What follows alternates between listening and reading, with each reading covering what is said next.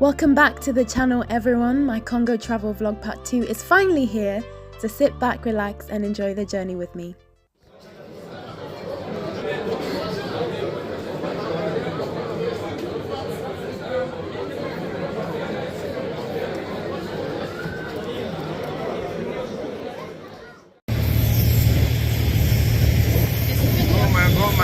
Hey, we're going to Bunia.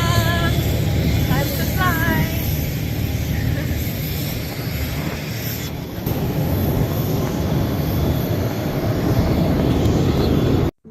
The saddest part about traveling in Congo is the realization that there is no proper safe infrastructure traveling by road, so it is safe and more reliable to travel by plane, a journey that only takes an hour from Goma to Bunia, but it's also the most expensive, meaning that not many people can afford to travel by plane. So here we are, just getting ready to board the plane and get ready on our way.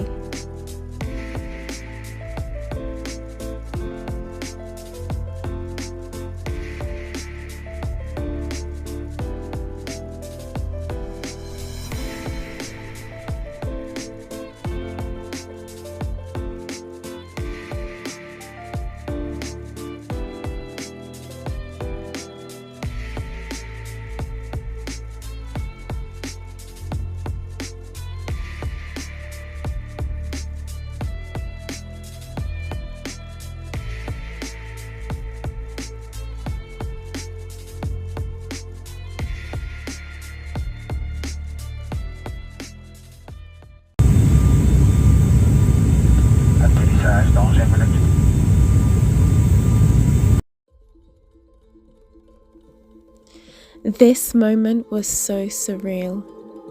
I couldn't believe that I was nearly home. When I was 10 years old and war was raging in my hometown, I boarded a plane and vowed never to return back again to this God-forsaken land. And yet, here I was, going back to the same place that had caused me so much trauma. People say that time heals, but something in my spirit knew that this was my day. This was my time to touch down to myself again, my ancestors, my land, my people. It felt like a dream.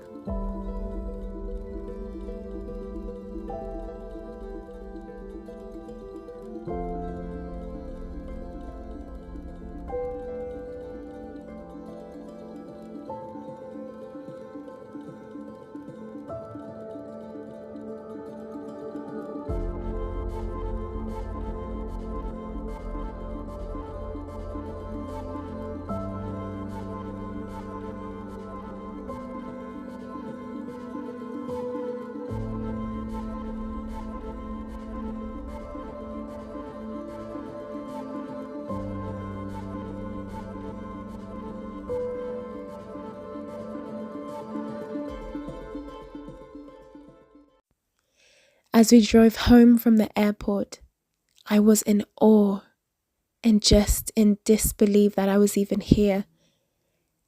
I didn't recognize anywhere. Everything looked so strange and yet familiar.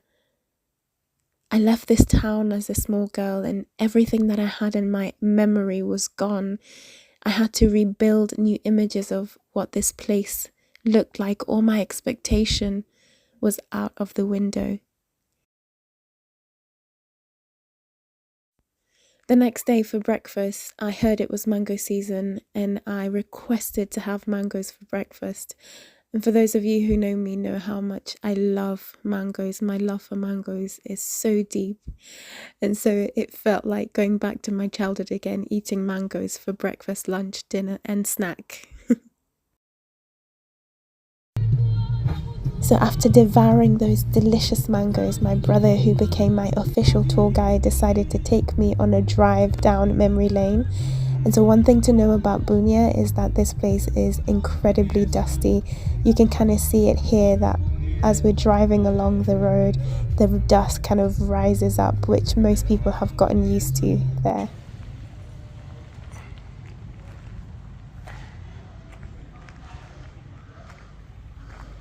So our first destination was to visit our old house where we used to live with a number of other friends and family, situated just above there on the top.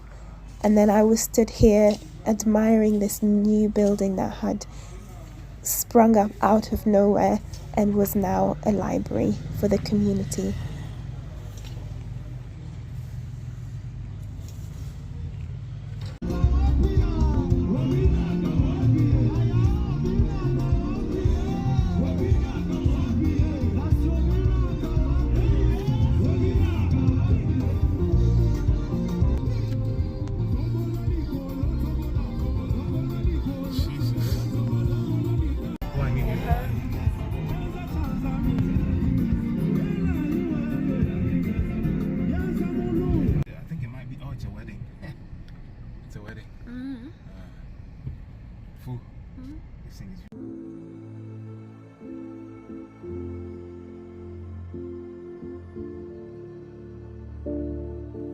So storytelling is a huge part of my culture and tradition, and after being reunited with my auntie and uncles and cousin, I sat down listening to stories from my dad's older brother of his childhood.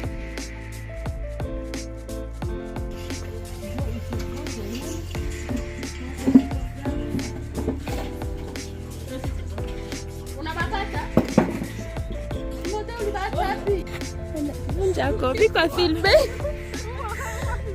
Bika filme haki. Unjako. Ile kwa memory yangu. Nitabeba kwetu.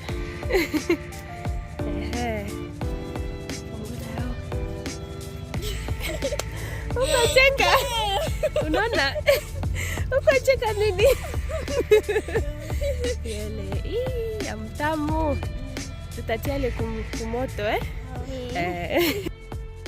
I spent a lot of time thinking about the importance of language in me maintaining a sense of my identity and where I came from.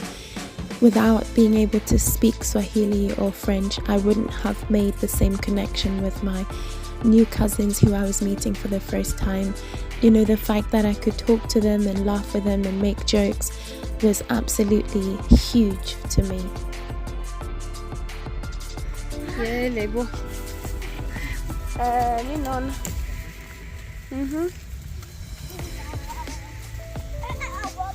Avoka ya kabambi. Ilo miti avoka. Yele. Apa kwa nini? Apa kwa sombe? Yele sombe.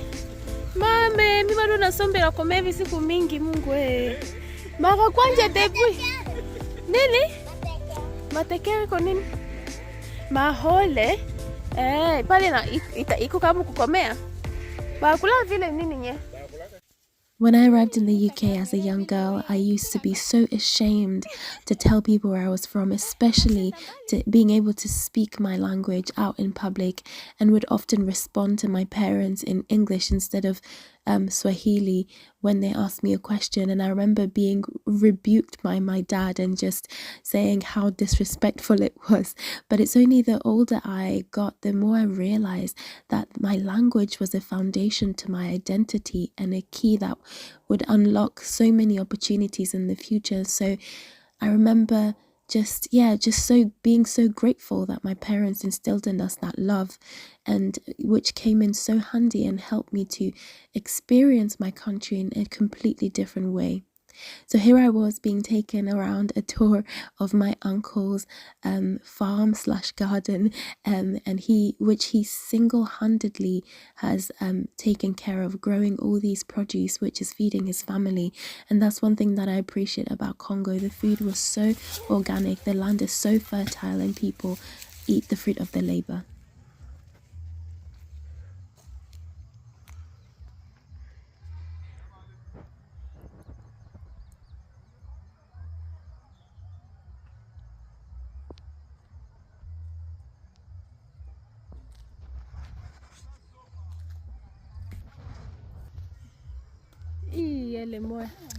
I wanted to show the reality of what it's like to bring down a juicy mango.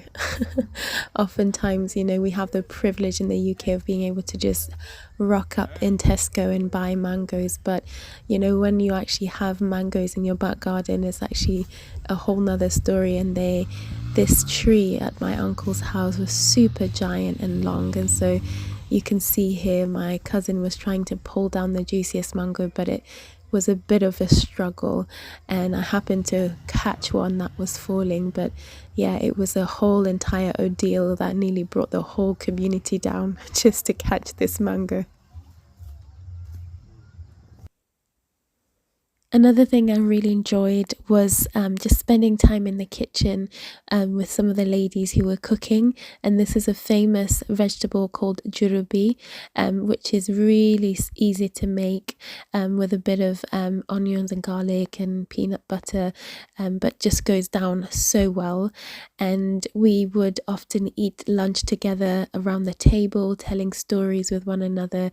And so this is a huge part of our kind of gathering, the community for food. And of course, when stories are being told, the food goes down like a treat.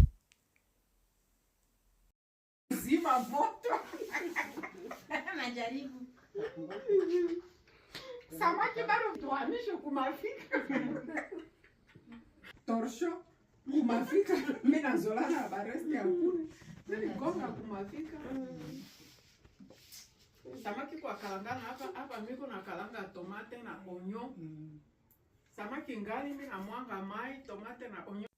A huge joy and highlight was also meeting lots of nieces and nephews for the first time and just hanging out, as well as visiting my grandfather's grave, who died many years ago, but finally seeing his resting place and being able to grieve properly and have closure.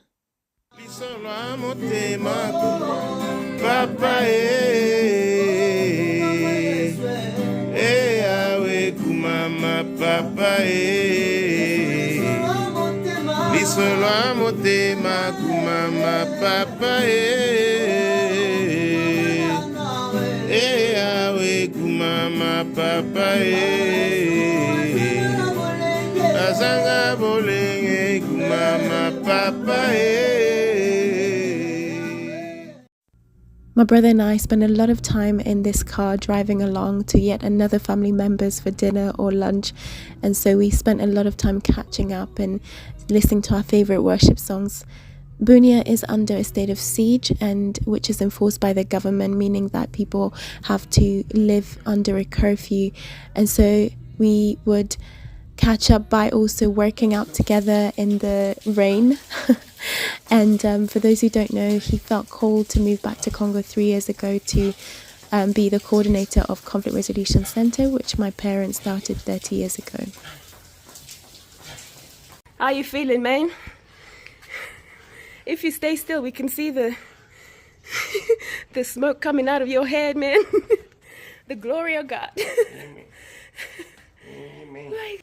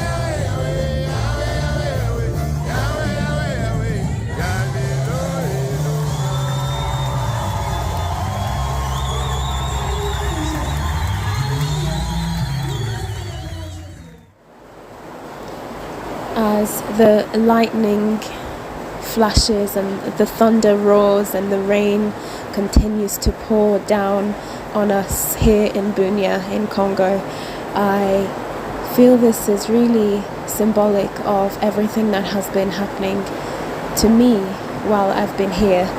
I'm totally overwhelmed with the blessing that has been pouring down upon me every single day.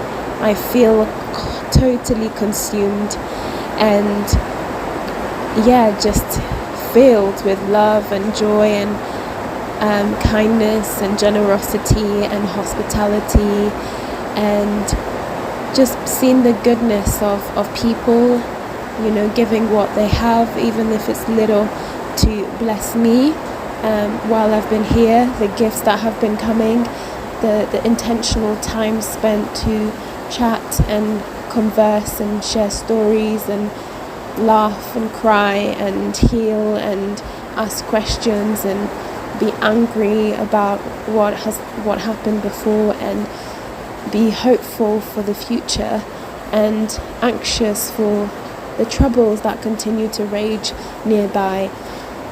I have such a mixed bag of emotions thinking about leaving this place, and I don't know how I'm gonna feel, but I just feel incredibly blessed and grateful to have had this opportunity to be here and to take it all in and to just soak in the goodness and the grace and the power and resilience of the country that is the Democratic Republic of Congo, its people, their faith, their strength and their tenacious sense of clinging on to hope despite the chaotic challenges that they face. So inspired.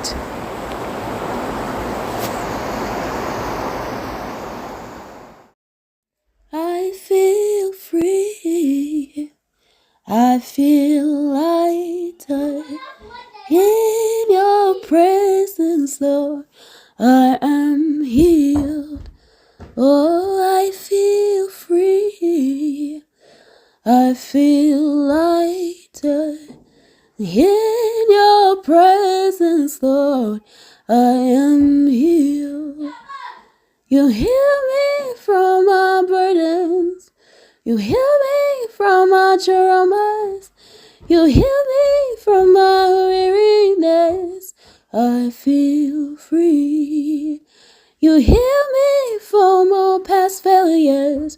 You heal me from my shame. You heal me from all anxiety. I am free. Oh, I feel free. I feel lighter in your presence, Lord. I am free. During the last days of my time in Congo, I spent a lot of time really being observant, sitting in the sun, feeling the heat on my skin, appreciating the beauty around me, and just being reminded of the juxtaposition that there were hidden beauty even in place of danger, where thorns were ready to prick you.